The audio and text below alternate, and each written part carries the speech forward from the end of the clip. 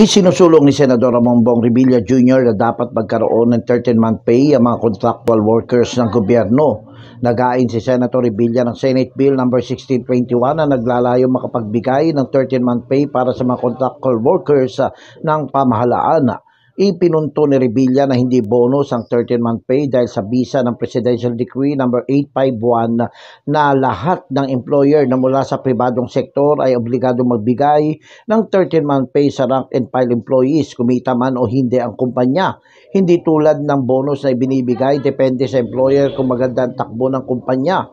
Iginit ng senador na nakakalungkot dahil ilan lamang ang magiging masaya na nakakatanggap ng 13-month pay dahil ang contractuals at job orders sa gobyerno ay walang matatanggap sa kabila na pare-pareho lang naman din na nagsisilbi sa bayan.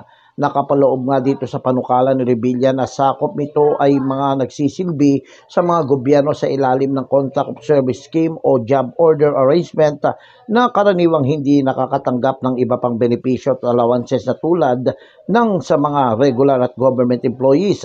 Ayon pa kay Revilla na siya ring chairperson ng Senate Committee on Civil Service, Government Reorganization and Professional Regulation, ang mga contractual workers umano ay may malaking papel na ginagampanan sa pagsusulong ng serbisyo publiko, kung kaya't narapat lamang sila na magkaroon din ng 13-month pay. Ako, si Jojo Sikat, walang inaatas ang balita.